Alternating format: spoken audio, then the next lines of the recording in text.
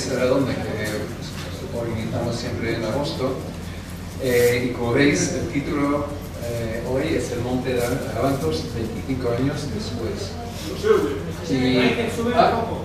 Ay, No, enciéndelo. No, está encendido está. El volumen. La luz está... Ah, ya está. Perdonad. Pues nada, aquí estamos. Primero lo que vamos a hacer es poner, no sé si habéis visto a algunas personas, que yo creo que es muy importante para contextualizar esta charla. Por desgracia tenemos una mala noticia, que no puede venir Antonio Pérez Crespo, que es el jefe de bomberos de la Comunidad de Madrid, porque él está en este momento en una urgencia muy importante en Tres Cantos. Yo creo que esto subraya la importancia de esta charla y la importancia. Pero tenemos a su compañero, que es Domingo Molina Terren, que él sabe lo que va a decir Antonio y va a servir como dos personas. Entonces vamos a tener él hablando y luego después las preguntas. Primero vamos a empezar con un vídeo sobre el incendio y luego una introducción corta que voy a dar, un vídeo nuestro sobre el estado actual del monte y luego con Domingo y luego las preguntas.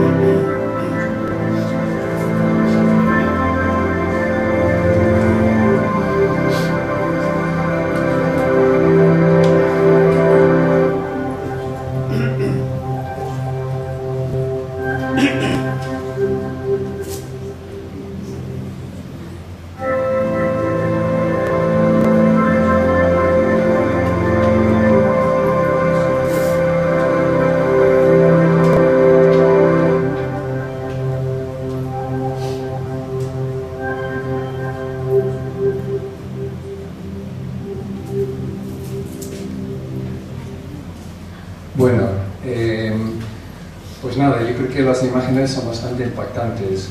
Una cosa, como has visto, la persona que hizo las imágenes, las grabaciones, fue Juan Pablo Andrados Mayoral, que él está grabando ahora y necesita estar en donde está porque es una grabación dinámica que hace del acto. Entonces, si tenéis problemas para ver ahí, mejor si podéis mover a otro sitio. Pues nada, esta mesa redonda no va a ser sobre el pasado, no va a ser sobre el incendio de Abantos, va a ser sobre el presente del monte y de los incendios en general, y luego va a ser sobre el futuro, qué va a pasar. Yo creo que en la comarca escurialense estamos muy conscientes de la amenaza de los incendios, ¿no? Porque este año hemos visto 7 conatos de incendio en el Escorial y un conato de incendios en el mismo monte Abantos, el 1 de agosto, y yo creo que estamos muy conscientes del problema. Y yo creo que vamos a tener muchas preguntas, porque después de la intervención de domingo, ya he dicho para la gente que acaba de llegar que no puede venir Antonio Pérez Crespo, porque está en una agencia, en una organización en Tres Cantos. Entonces, por esto, claro. Y domingo le va a cubrir para él. Pues bueno, yo creo que es importante, la pregunta clave que tenemos es ¿cómo podemos evitar otro incendio en el Monte Abantos? ¿Cómo podemos evitarlo? Y luego, desde Entorno Escorial también tenemos una pregunta sobre la gestión forestal. ¿Cómo se puede hacer una gestión? La gestión forestal puede reducir los riesgos de los incendios. Nosotros, como asociación, empezamos por el incendio, realmente. En 2002, tras la fallida reforestación del monte, fundamos nuestra asociación y siempre ha sido un tema muy importante para nosotros. Llevamos desde el 2004 en el monte plantando árboles. Todos los inviernos plantamos árboles y todos los veranos dejamos los árboles. Muchos mueren, pero seguimos y hemos logrado pues un pequeño enclave de biodiversidad. Por cierto, el domingo que viene, el domingo a las 7 de la tarde, vamos a hacer un riego público de los árboles. Hemos quedado en los huertos sociales de la Alameda a las 7. Bueno, además de estas acciones, también este año hemos montado una campaña sobre el Monte Abantos. ¿Por qué? Pues la razón es que estamos muy preocupados por la situación del monte. El monte Abantos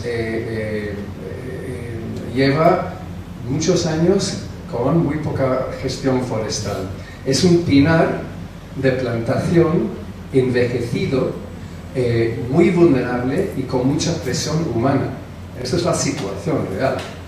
Y peor todavía, el plan de ordenación, el excelente plan de ordenación del monte público, el monte de la jurisdicción, del 2015 al 2024, no se han cumplido los objetivos. No se han cumplido los objetivos.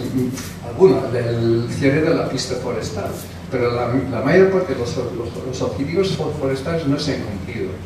Pues tenemos un resultado, por ejemplo, la zona quemada en el monte público se ha cambiado de un pinar maduro a un matorral. Y esta es la situación que tenemos actualmente. Además, por este motivo, hicimos un informe sobre el monte que publicamos en enero y enviamos a la Comunidad de Madrid. Siempre hemos colaborado bastante con la Comunidad de Madrid porque necesitamos permiso para hacer la plantación y pues, hemos tenido contacto con los técnicos y la falta de gestión forestal no es por los técnicos, es por otro tema, el tema del dinero. Y en marzo tuvimos una reunión con la directora general de Biodiversidad y Gestión Forestal de la Comunidad de Madrid, Irene Aguiló, y estuvimos de acuerdo con casi todo. Todos son más o menos que solo tuvimos un desacuerdo sobre la caza. Pero la gestión del monte totalmente de acuerdo. Ella es ingeniera de montes y ella dijo que sí, es verdad que no ha habido un presupuesto suficiente para la gestión forestal en el monte y que también ha habido un problema de coordinación entre la gestión forestal y la prevención de incendios, que es algo que podemos comentar con Domingo. Porque ahora están en la misma consejería, antes estaban en distintas consejerías. Entonces unos hacían una cosa y otros otro. Entonces esto fue el problema importante.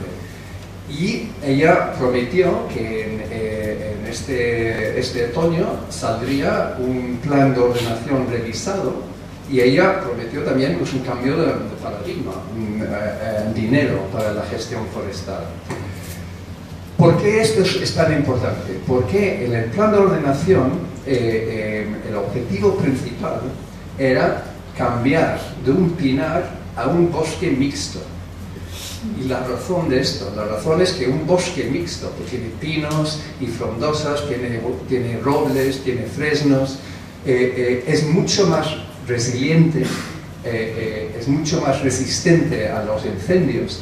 Y hemos visto esto aquí en San Lorenzo. Varias veces han intentado incendiar la herrería y no lo han logrado porque los fresnos, los robles, aguantan muy bien. Yo he visto todo el sotobosque quemado y los robles y los fresnos aguantan. Y ese es otro tema que seguramente nos puede comentar el Domingo. Y también tuvimos una comparecencia en la Asamblea de Madrid y comentamos el tema del presupuesto. El problema básico que tenemos es que un pinar de plantación, como el Monte Abantos, como el Monte de Jurisdicción, no va a sobrevivir sin una gestión forestal. No es lo mismo que un bosque natural, es mucho más fuerte, pero un bosque de plantación necesita intervención. Y si no lo tiene, vamos a perder el bosque que tenemos en Abantos y vamos a perder poco a poco, o no sobrevivir tan poco a poco, los bosques en toda la Comunidad de Madrid. Entonces, ahora mismo vamos a poner un vídeo muy corto, de menos de 2 minutos, sobre la situación actual en el Monte Abantos.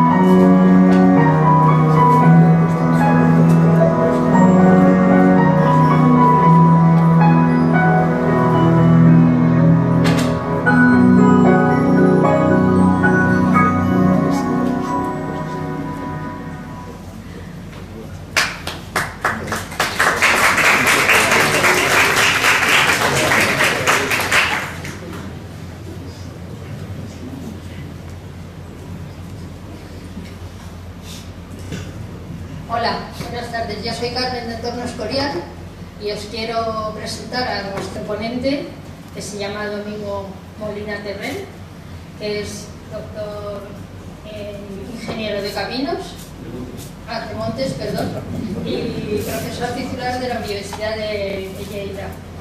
También es coordinador del máster de incendios forestales y director de la revista Incendios y Riesgos Naturales. Él nos va a contar ahora pues un montón de cosas sobre los riesgos de los incendios y cómo prevenirlos, y después habrá un turno de preguntas para todos. Gracias. Gracias.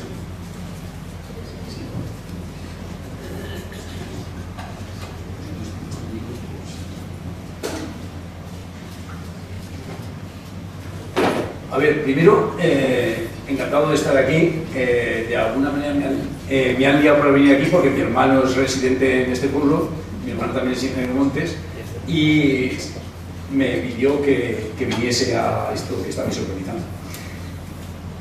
Los vídeos que he visto son muy interesantes. Yo ya los he visto y entonces algunas cosas deliberadamente no voy a comentar de la presentación que tengo aquí porque creo que surgirán como preguntas, y si no surgen, yo sugeriré que pongamos este último vídeo, que dura 2 minutos, y podemos ir parando en algunos puntos que yo veo críticos que podemos sacarle mucha pena. Bueno, quiero disculpar a Antonio Pérez Crespo, que está en un incendio forestal que está afectando, con potencial de afectar urbanizaciones, y que en la terminología que hemos acuñado hace ya 15 o 20 años se habla que tiene un potencial de 2.500 hectáreas que puede quemar este incendio. Probablemente quemará mucho menos porque los bomberos están ahí para quitarle potencial a lo que puede hacer el incendio. Pero esto parte del entender los procesos que de alguna manera os voy a contar un poco. Porque muchas veces cometemos algunos errores intentando hacer las cosas bien, porque no entendemos los procesos. Bueno, en teoría yo iba a hablar 20 minutos y es como he dimensionado esta charla. Como no está Antonio y sé un par de cosas que él tenía intención de decir, yo las diré. Alargaré un poco lo que pensaba decir y luego pues usaré licencia poética y diré algunas cosas más que tendría que decir Antonio, que a lo mejor, por ser políticamente correcto, él no lo diría, pero no desvelaré si es esto o otro, ¿vale? A no ser que me preguntéis. Yo doy mucha formación en incendios forestales y entre ellas hacemos un curso de formación de 75 horas para los estudiantes, y muchos de los que nos vienen son técnicos de bomberos y operarios de bomberos, y es en incendios en la interfaz urbano-forestal. Por tanto, de esta presentación tengo enlaces a muchas más cosas, pero aquí no están porque mi disco duro está conectado, pero lo que estáis viendo es una presentación específica que va para que me centre. Bueno, lo que voy a hacer es ponerme mi reloj para asegurarme, aunque me avisarán. Vale. Entonces,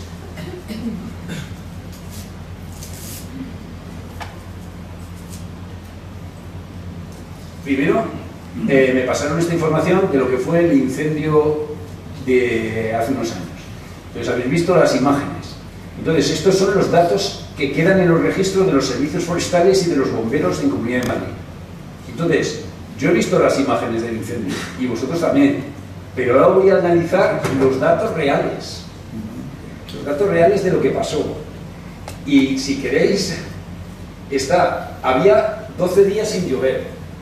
Este año, ¿cuántos días lleváis sin llover? Bastantes más a lo mejor.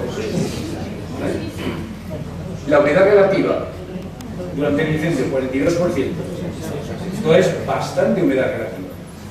No es una situación problemática. 12 días sin llover en verano. Definición de verano. No es grave. No es emergencia climática. Estos dos datos no son de emergencia climática. Vamos a ver los siguientes. Dirección del viento. Viento de sur. Sí, pero no era una entrada de aire sahariano, que otras veces tenemos. Y luego, la temperatura del día, 26 grados, y la hora peor del día. Vamos, esto es un chiste. Y la velocidad del viento, 15 km/h. Tenemos una regla muy sencilla, ¿vale? Para comunicación con el público, no es lo que usamos en la técnica de incendios forestales. La regla del 30. Tiene que haber más de 30 km/h de viento, más de 30 grados de temperatura y menos de 30% de humedad relativa del aire para hablar de situación potencial de gran incendio forestal. Ninguna se cumple. O sea, por cuestiones meteorológicas no era una condición problemática. Pero habéis visto las fotos y luego habéis visto el vídeo y luego veremos el vídeo para las preguntas. Lo que había, eso no era un pinar, eso era un matorral de pinos. Eran unos árboles ridículos porque no se habían gestionado adecuadamente y estaban en contacto unos con otros. Eso, claro, no hace falta mucho para que se queme.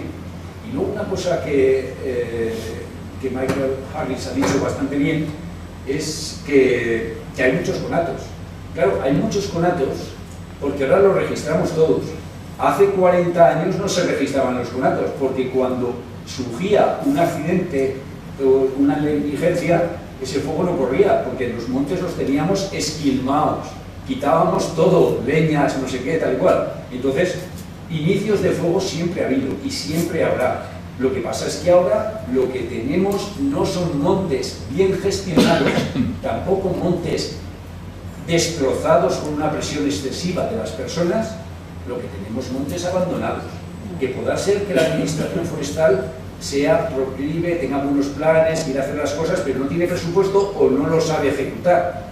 Y esto es importante, o no lo sabe ejecutar, porque es que ante una sociedad de muchas personas, pero nadie trabajando en el mundo rural, casi nadie, y casi nadie trabajando en el medio forestal, esas masas forestales crecen y cada vez están más densas. Entonces, en condiciones, que esto nosotros llamamos condición de incendio forestal, no condición de gran incendio forestal. En estas situaciones, lo que preconizo yo es que si sale un fuego, dejarlo correr. Y es mejor que se queme en estas circunstancias que en otras. Hay una salvedad: si lo que tienes en vez de monte es un verde, te va a pasar lo que pasó ese día.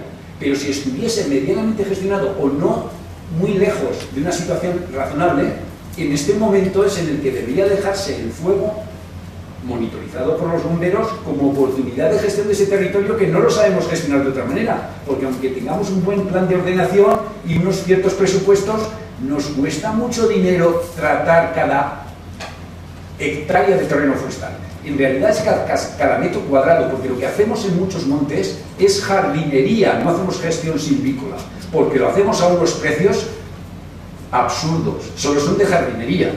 En cambio hay herramientas como es utilizar el músculo y el conocimiento de nuestros bomberos forestales para una oportunidad de un fuego en baja intensidad, utilizarlo como herramienta que nos haga un clareo de esa masa y nos retire el matorral y nos haga una cosa que es una terminología que no mucha gente conoce fuera del sector forestal, que nos haga una poda térmica. Es decir, el quemar el matorral de abajo nos daña las ramas de abajo y podemos tener que la primera rama verde que tengamos a partir del año que viene esté a 5 metros de altura.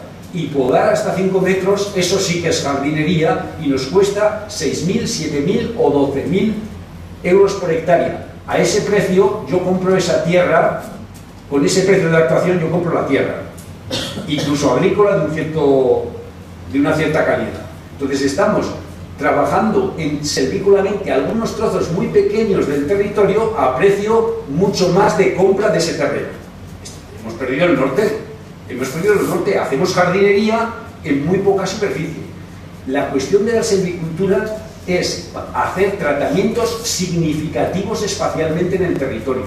Si no tenemos tratamientos significativamente en el territorio, es como un equipo de fútbol profesional que sale y dice, bueno, lo importante es sudar la camiseta. No, lo importante es ganar. Cuando quieras jugar con los amigos, y no es importante ganar, sino sudar la camiseta es una cosa. Si eres profesional, tu objetivo es ir a ganar.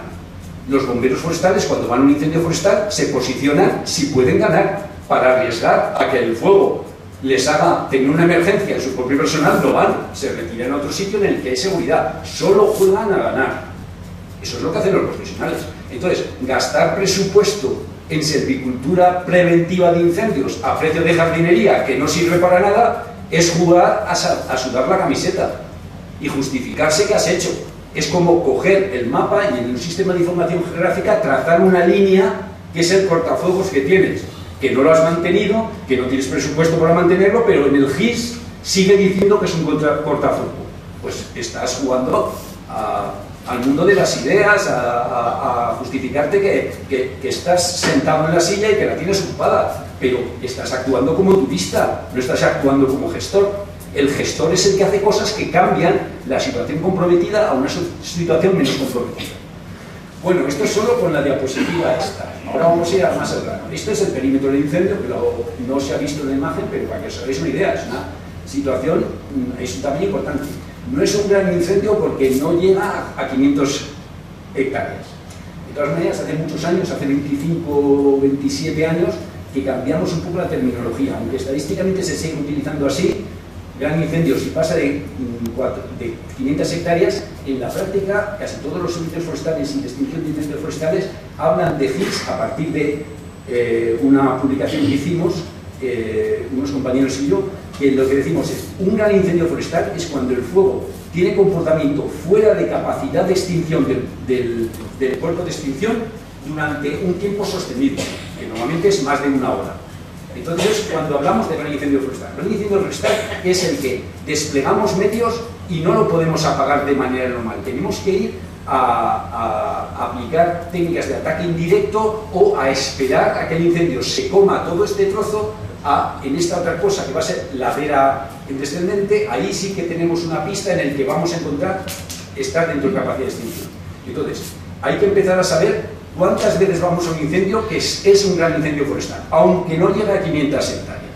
También a veces tenemos incendios que llegan a ser de más de 500 hectáreas y no han sido un gran incendio forestal, pero es que hemos tenido simultaneidad de incendios.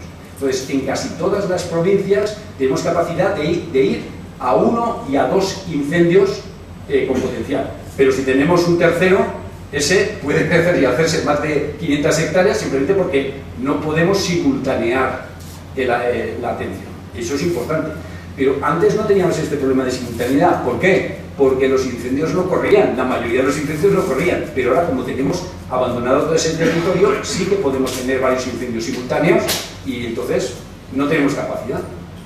Bueno, hasta ahora os he presentado todo lo complicado que es esto. Ahora vamos a ver algunas soluciones. Bueno, aquí señalar que ese incendio, en el gráfico que yo veo, al menos en 2 sitios toca urbanizaciones y eso supone un susto. Entraremos en ello. Lo que voy a mostraros imágenes dentro del mundo americano y del mundo de Canarias y de algún otro sitio, montaré una de Málaga, porque el tema de incendios forestales en urbanizaciones está en muchas partes del mundo, no es característico de una parte u otra. Y entonces yo voy a buscar medidas que se ven realistas y objetivas, que funcionen en algunos lados y que podemos extrapolar. Por ejemplo, vamos a ver incendios de 2007 que quemaron bastantes casas y destrozaron bastantes casas en Gran Canaria, y por qué no pasó lo mismo en algunas zonas de la isla de La Palma que tuvieron 10 años después un incendio importante también, pero ahí no afectó a las casas. Entonces, vamos a verlo así. Primero, unas ideas. Hay que pensar globalmente, los incendios que afectan a casas están en todo el mundo, en muchos sitios, y qué puedo hacer yo para que mi casa no se queme. Entonces, y a su vez los accidentes que se pueden llevar. Entonces, el lema clásico es que si nosotros tenemos rentable el territorio, ese territorio no quema. Si nosotros tenemos el territorio abandonado, pues entonces ese territorio propaga el fuego a todos los lados. Y veremos luego que el problema es que cuando el incendio llega a las casas, a muchos servicios de extinción bastante profesionales les nubla la mente y se creen que tienen que proteger las casas y se olvidan de que el fuego está creciendo. El motor del problema es que el fuego forestal o en agrícola, porque por lo agrícola crece igual, está creciendo. Si tú te enfocas en donde está el problema ahora, las casas, el incendio te crece y te afecta a otras casas.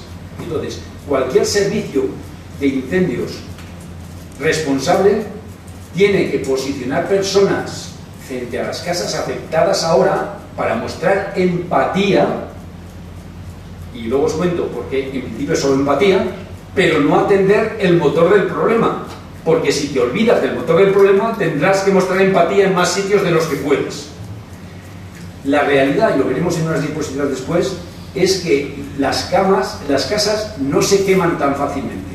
Los estudios que hay hechos por todo el mundo muestran que las casas, hasta que no pasan 2 o 5 horas, desde que ha llegado alguna pavesa, algún material incandescente, no están en proceso de ignición sostenida. Entonces, ignición sostenida quiere decir que ya necesitas profesionales, pero tienes un margen de 2 a 5 horas para que cualquier adulto responsable que no sufra un estrés y un bloqueo puede pisotear esa llama o echarle un cubo de agua. Una cosa muy sencilla. Lo que pasa es que también es verdad que como administraciones a veces no tratamos a nuestros ciudadanos como adultos responsables, sino que pensamos que papá Estado está para defenderlo todo. Y entonces lo que hemos conseguido, un pequeño absurdo, que es que hay que evacuar a toda la gente. Y os digo una cosa, las evacuaciones están bien cuando se hacen con tiempo, y las evacuaciones están bien porque entrenan unos servicios de protección civil que alguna vez tendrán que hacer una evacuación en condiciones por temas más importantes que un incendio forestal. Un incendio forestal, tú en tu casa cierras las puertas, baja las persianas. No tenemos la manía de algunas culturas distintas que les gusta mucho la luz, porque en su país no entra mucha luz y no tienen persianas. Si tú bajas la persiana, no te entra el fuego. Se puede estropear la persiana, pero nunca entrará el fuego. Incluso si tienes la manía de apilar la leña que en invierno pones en la chimenea al lado de la pared, para no salir muy lejos, no está muy bien hecho. Pero incluso con eso, si tú tienes la persiana bajada, no te va a entrar el fuego. Ahora, si no tienes la persiana bajada, piden evacuación, se va todo el mundo sin cerrar casi las puertas, pues entonces el fuego entrará por todos los vanos que sean susceptibles de, con una cierta radiación, romper el cristal.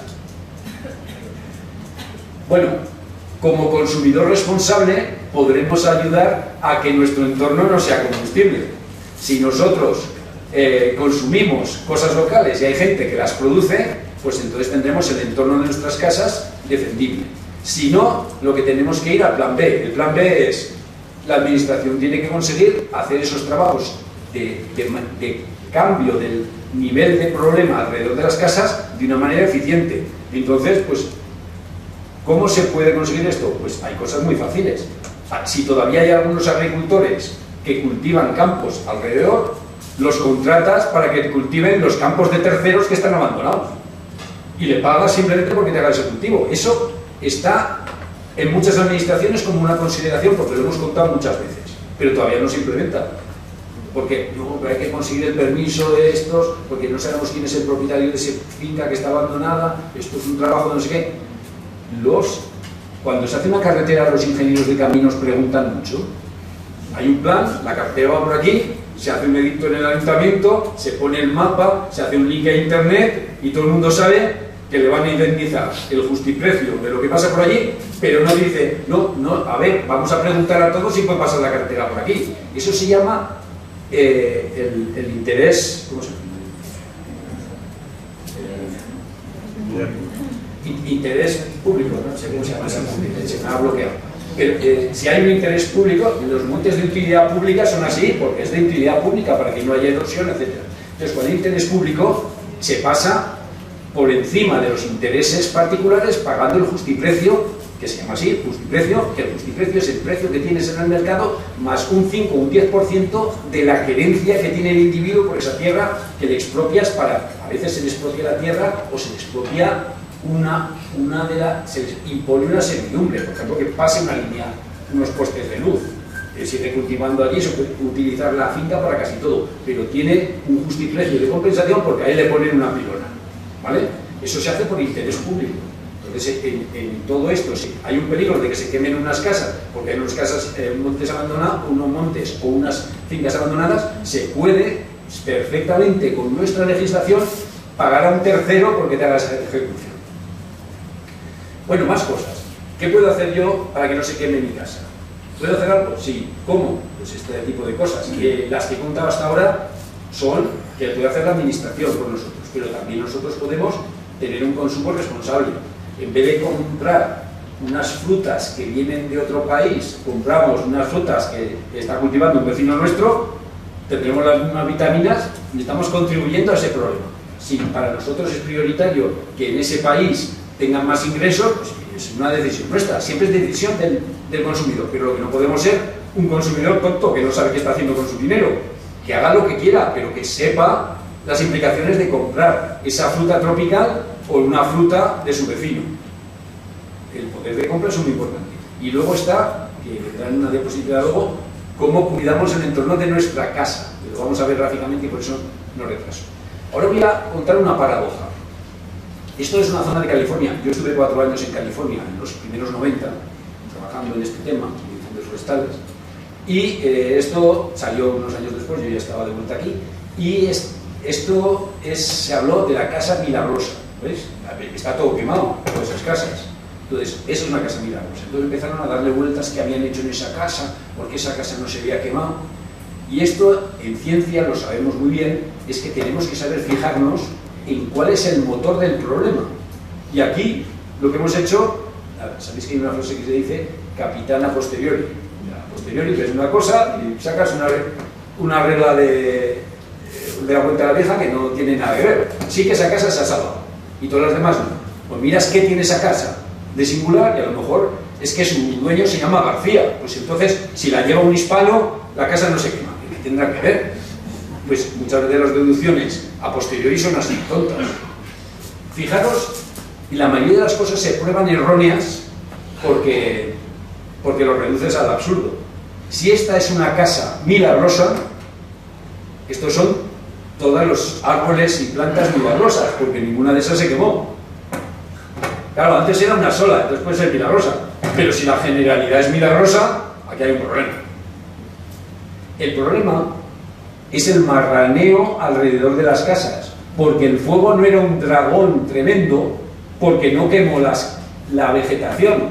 Aquí hemos tenido un problema de seguridad pública, porque las casas de las personas se han quemado, pero la vegetación no se ha enterado que había un problema.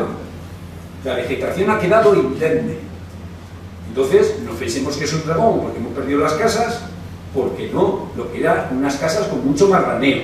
Y marraneo quiere decir que alrededor de las casas hay material plástico, material de restos de hacer limpiezas del jardín que no hemos retirado, o porque apilamos la leña con la que quemamos en la chimenea. Yo soy muy de quemar leña, pero no la apilo en el lado más vulnerable de mi casa, ¿vale?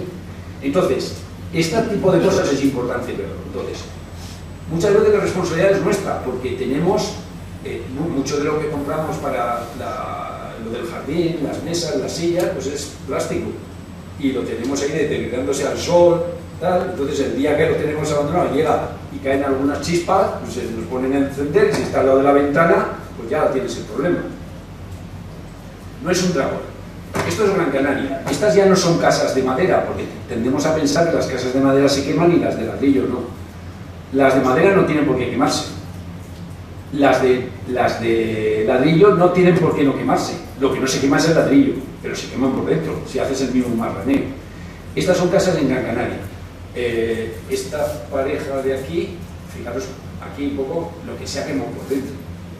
En definitiva es lo mismo. Ellos van a un paisaje, estos señores van a un paisaje, les parece todo muy bonito y no tienen conciencia de riesgo de incendios porque en su país no hay problema de incendio. Ellos tienen muchas plantas alrededor de todos los lados, quieren mucha luz, no sé cómo no tienen calor, porque realmente hace mucho calor si no bajan las persianas, pero el caso es que lo que han conseguido es que con toda esa vegetación y todo ese marraneo, en este caso ya no es marraneo mediterráneo como decíamos antes, sino es marraneo macaronésico, de las islas macaronésicas, no veremos otros marraneos, hay muchos, y entonces lo que han hecho es facilitar que su casa se queme por dentro.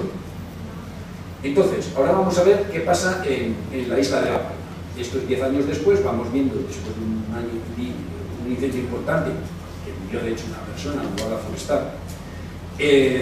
Vemos que hay casas como estas, que los árboles están todos a cierta distancia de las casas, la vegetación que hay vegetación, es bonito, pero no es excesivo. Esto es un paisaje protegido, ¿vale? Sin embargo, es esto otro paisaje. Se parece a una de las imágenes que me habéis puesto en el vídeo. Una pared de vegetación desde el suelo hasta arriba. Entonces, no hace falta que el día meteorológicamente sea muy adverso, que esto llamamos en incendios forestales, llamamos un fuego dirigido por el combustible. No es por la meteorología, es por el combustible. Hay mucho combustible disponible, entonces no hace falta que las condiciones meteo sean muy adversas, que el mismo exceso de combustible nos hace un incendio pues vigoroso. Os quiero mostrar una imagen muy impactante. ¿Veis esto de aquí? Esto es un dragón, ¿no? Un frente de incendio muy importante. ¿Esto qué pasa si va a acercarse a unas casas? Ahora es un dragón. Luego hablaremos de lluvia de pamesas, material incandescente que llega lejos. Pero normalmente la primera aproximación que tienen las personas a ver el incendio es verlo como algo que es como un dragón que sopla unas llamas y te acerca a donde estás, al monte que tú quieres o a tu casa. Entonces, esto es lo que, el resultado, las casas que se queman mucho. Esto es la primera zona que yo estudié cuando estaba en Estados Unidos. Se quemaron allí todas las casas, pero no voy a entrar en este detalle que no me da tiempo. Y lo que os muestro es algunas de las urbanizaciones en Estados Unidos que no se evacúan a nadie. ¿Por qué? Porque las casas son seguras. Sí que es verdad que aquí hay un condicionante, que todos estos han trabajado en Hollywood y todos tienen 400 o 500 millones de pesetas o de dólares, de euros o de dólares, y entonces pueden construirse casas. Esto no son urbanizaciones, esto cada una es una casa. Pero esas casas están retranqueadas de la pendiente, que es donde mucha gente quiere construirse la casa para tener una buena vista. Entonces están retranqueadas, y si vamos a más detalle, el incendio es aquí quemó vigorosamente. ¿Por qué no me cargas?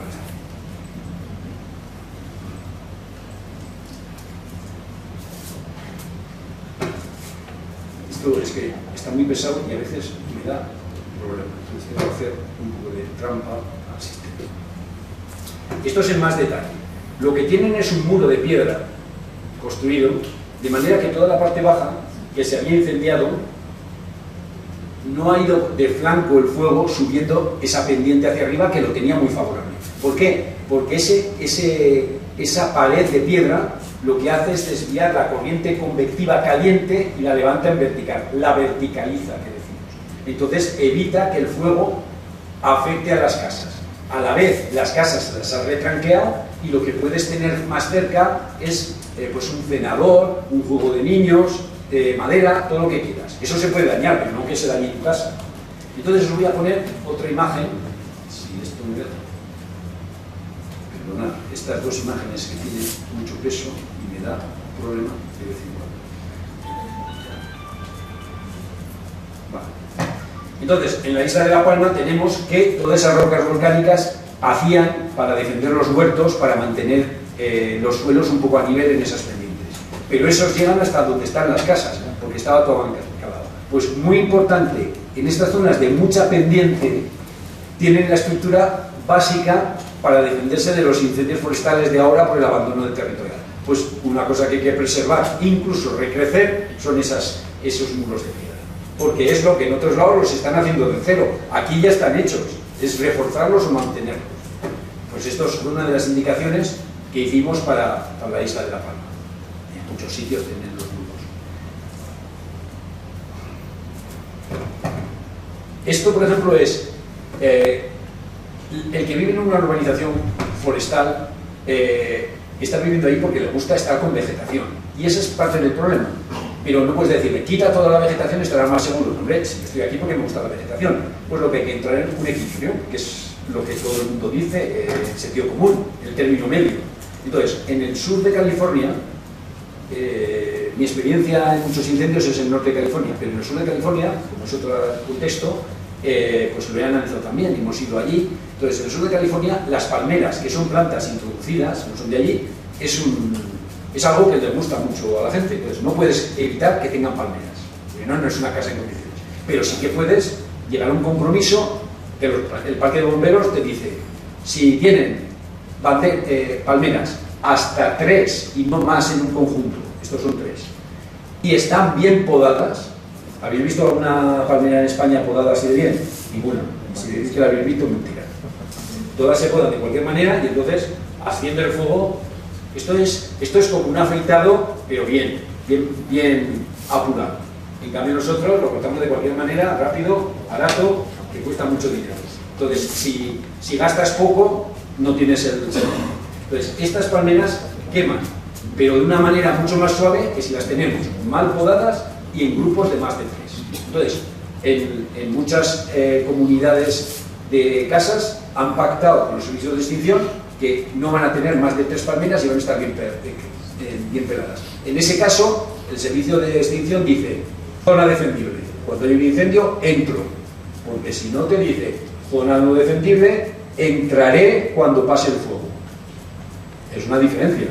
Te van a salvar la casa igual, porque tienes ese margen de 2 a 5 horas. Pero si tú ves que tienes que esperar a que pase todo el fuego, lo ves en las noticias del fuego, que todavía no entran en tu organización, y en las otras sí que están entrando, pues te da pues, un poco de apuro.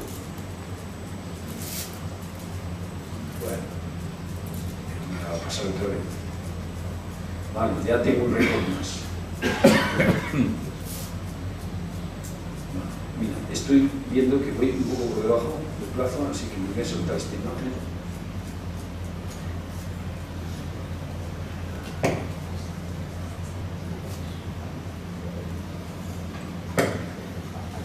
En varias universidades americanas han hecho estrategias de comunicar cómo tienes que defender tu casa. Esto, por ejemplo, es de la Universidad de Michigan para extensión universitaria y lo hacen también en español. Eso es lo elegido en español. Eso mismo nosotros lo hemos pasado a imágenes que hemos confeccionado en mi unidad y, por ejemplo, es esta más simplificada para contar menos cosas, pero que lleguen a las personas, pues un poco así. Los árboles que están dentro de un círculo de menos de 10 metros de las paredes de tu casa, y ahora voy a usar terminología que os sonará un poco rara, pero creo que la entenderéis. Si están a menos de 10 metros de la pared de tu casa, esa zona tiene que estar ajardinada, es decir, no puede ser fácil de cremar. Entonces, ajardinada quiere decir que o paso el cortacésped, aunque no riegue, o si riego, también riego bastante, que es un gasto de agua cuestionable, pero siempre no dejarlo muy alto. Y, por ejemplo, los árboles podados hasta 5 metros. No, es que a mí me gustan los árboles que toquen hasta el suelo, cedros que toquen las ramas en el suelo. Pues te gustará, pero eso es de riesgo.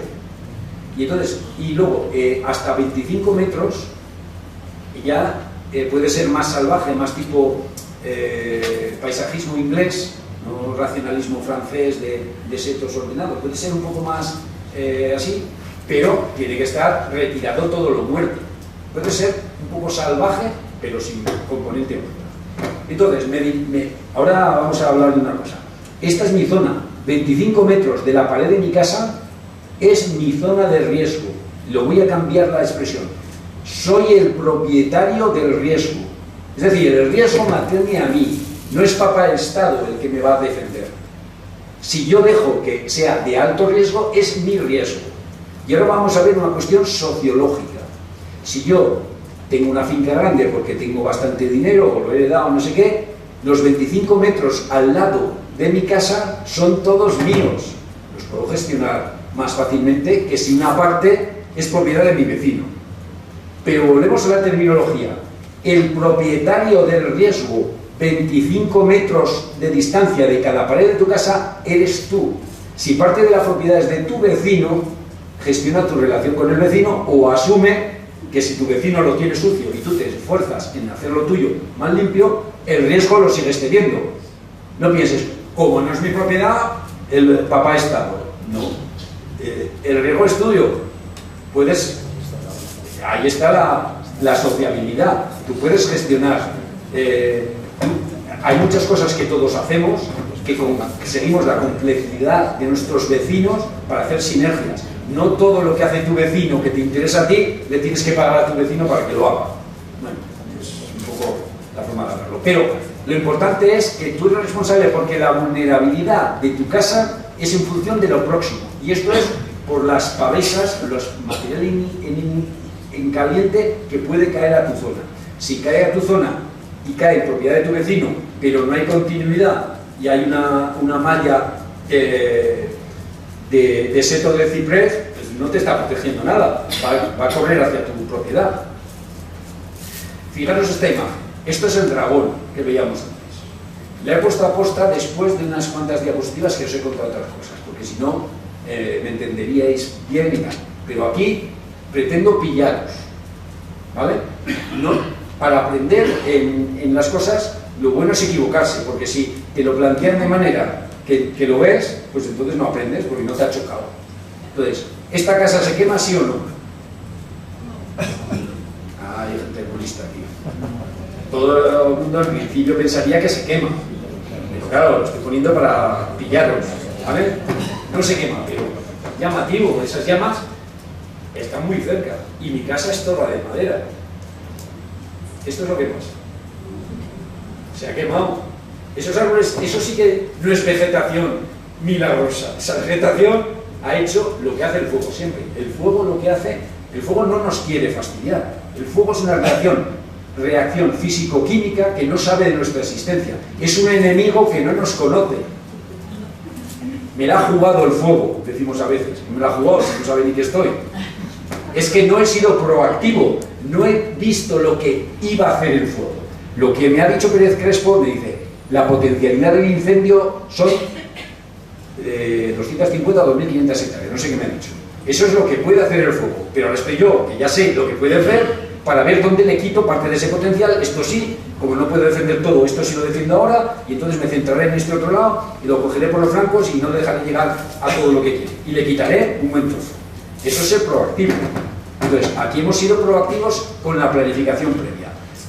Ese bosque, a más de 25 metros de la pared de la casa, pero poco más de 25 metros, estaba sin tratar. Eso se ha quemado. Me habrá generado focos secundarios, pero si yo tengo limpio el tejado, y mi tejado, que en Estados Unidos es un estándar de clase A de incendios forestales, es tejas de madera, se llaman shingles, pero están asfaltadas por arriba, eso no prende. Las que había antes, que no estaban asfaltadas, era material muy fácil, muy barato para cerrar, y en los 90 se quemaron muchísimas casas. Aprendieron la lección y ahora todas están asfaltadas. Entonces esta casa no se quema aunque reciba pavesas, porque está limpia. Ahora, si no hubiese estado limpia y esos últimos píceas que se han quemado, si hubiesen quemado a 5 metros de la ventana hubiese reventado y el fuego hubiese entrado dentro. Esta casa está en medio del monte. ¿Qué es lo que ha pasado aquí? Que cuando se ha quemado hay un tío que dice, pues a mí me gusta esto y me construye una casa. No, esta casa era previa, pero esta casa no se ha quemado y se ha quemado toda la vegetación. Parece mentira, ¿no? Vamos a verlo más de cerca. La casa tenía una alteración del terreno para hacer una zona plana donde está la casa y un desmonte y un terraplén. Y tenía hecho el espacio de seguridad de 25 metros. Entonces, sí que ha perdido mucho, ha perdido el paisaje, se le ha quemado toda la en la que está, pero la casa no se ha quemado. Y esto no es una casa milagrosa y no es una excepción. Esto es que está limpio y que no le ha llegado el fuego. La vegetación se ha perdido, eso es una pena, el impacto visual. Pero aquí esto es como el Monte Avantos. Aquí lo que pasa es que este no debía ser dueño, ha hecho su casa muy bien, no debía ser su dueño del monte o se le acaba el dinero. Pero el monte no está en menos pies más grandes, sino que los distintos, en la argot forestal decimos pies a los árboles, un poco raro. Hay muchos árboles por hectárea y esos árboles no pueden crecer porque los recursos del suelo y de la precipitación son limitados. Entonces es como si estamos con el salario de una persona, el salario normal de una persona media en esto, tuviese que vivir 10, pues muchos caprichos no te podías dar.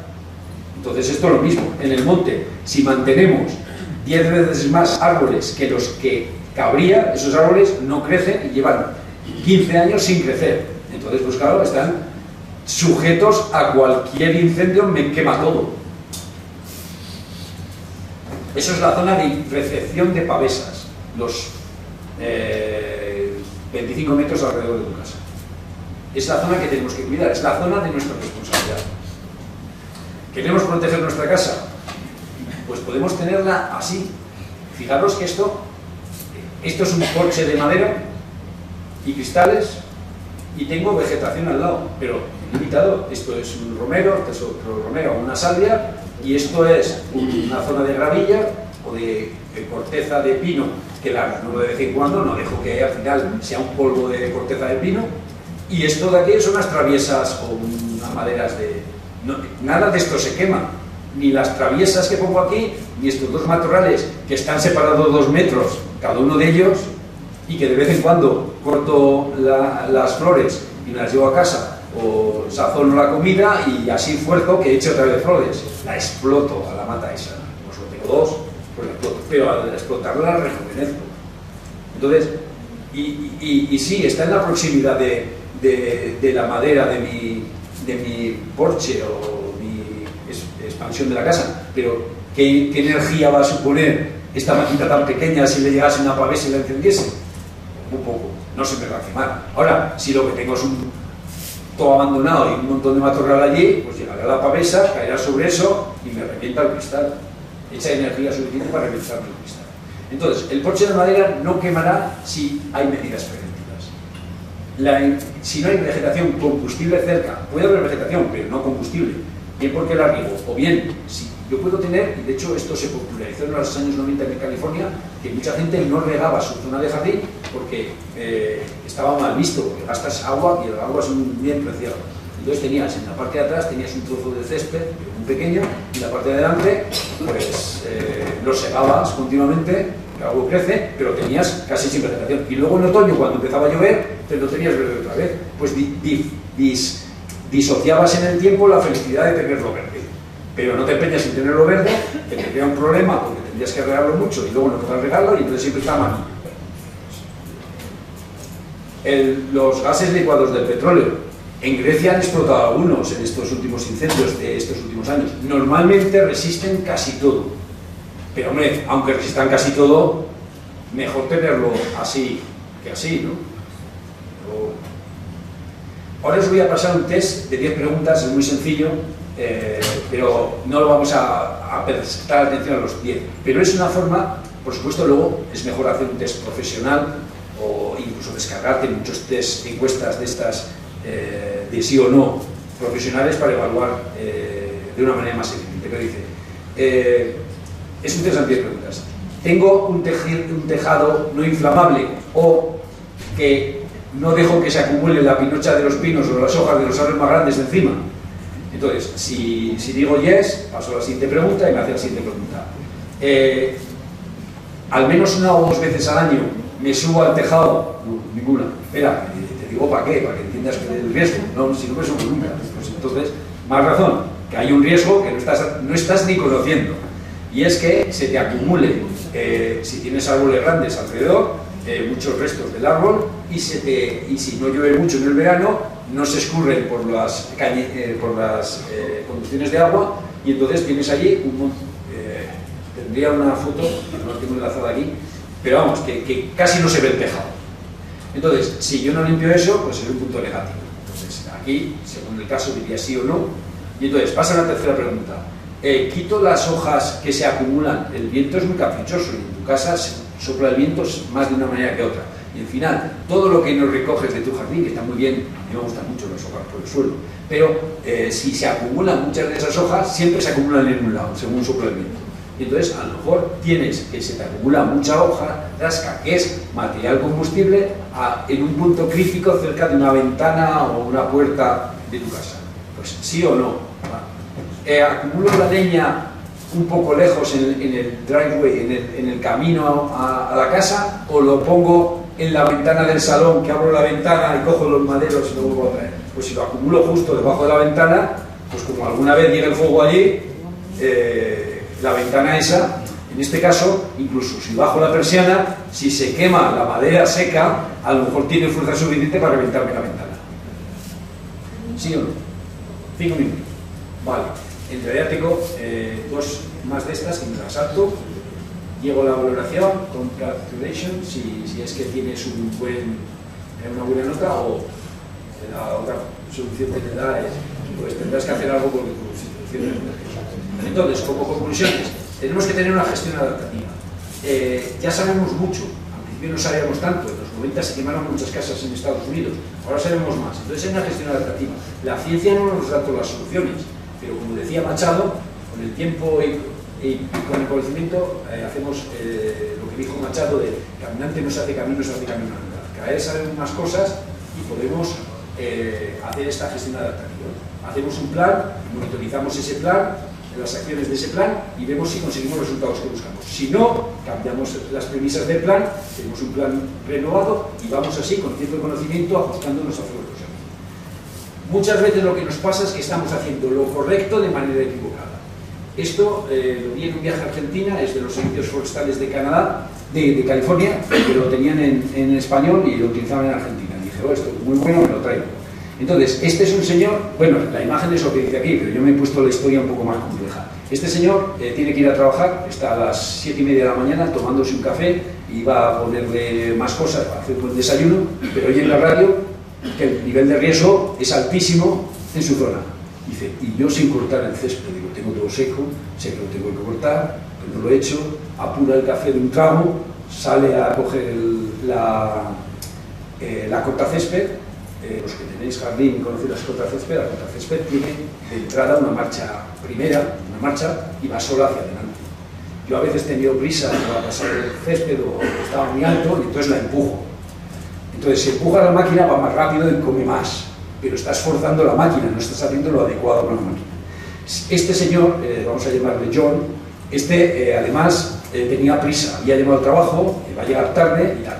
Pero la última vez tampoco limpió bien la máquina y tenía restos en la máquina cortacésped y tal. Y entonces lo que hace es que fuerza la máquina y su propia máquina enciende el fuego.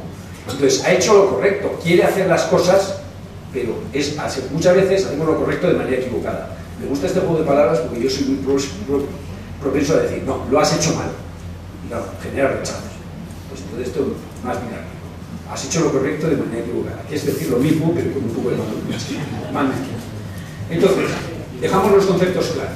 Os voy a poner un ejemplo de las pistas de esquí. Mi primo es responsable de la pista de Candanchú de Relaciones Públicas. Y entonces, allí, si hay un muerto fuera de pistas, da igual que sea fuera de pistas que dentro de pistas. Se ha fastidiado. En cambio, en el mundo americano, eso no es así.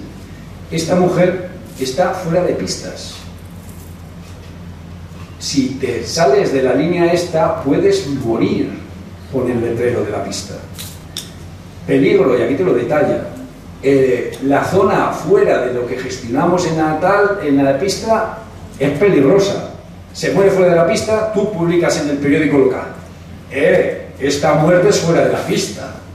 Aquí las responsabilidades las tenemos muy poco claras. Se ha muerto, y pasa. Hay mucha gente que muere haciendo esquí de travesía fuera de la pista de Astur, de Candanchú o de otros lados, pero en el periódico se ha muerto en Candanchú y todos así.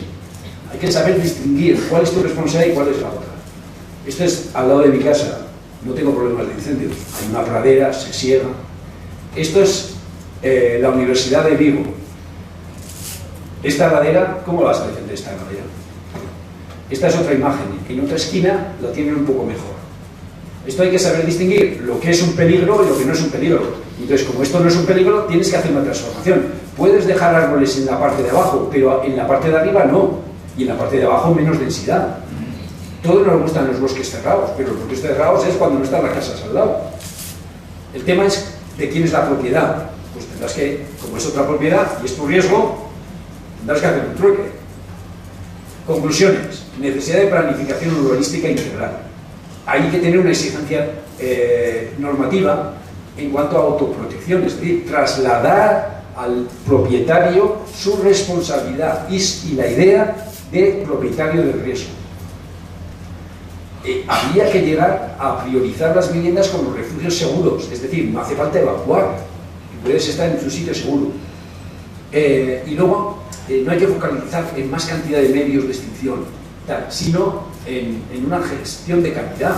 Y los servicios de bomberos se tienen que forestalizar en el sentido que tienen que entender que no tienen que atender solo las casas que ahora se están exponiendo al riesgo, sino saber que hay una propagación sobre lo forestal que va a afectar y se va a ensanchar a más sitios. y a educarnos a vivir con el fuego. El fuego lo vamos a tener siempre, porque hemos decidido no esquilmar los montes, porque tenemos montaña y más ciudad y no tenemos que ir a coger la leña. Y nos hemos vuelto muy vagos y solo queremos apretar un botón. Ya ni quemamos muchos la leña en casa. Entonces el monte se va acumulando y si no hacemos nada y si lo que hacemos es aprecio de jardinería, pues solo hacemos como si hacemos algo. Las casas no de madera también se queman. Sabemos muchos de los cómo y los porqués, ahora hay que ponerlo a aplicar. No hay que tener mal graneo por ahí y muchas veces no es un dragón sino es la lluvia de paresas. Por tanto, la zona de ignición es importante. Y como última imagen está la casa de Málaga, que también está en una situación de mucha pendiente y problemas y muchos enlaces a muchas cosas que en las preguntas que me hagáis os contaré alguna vez.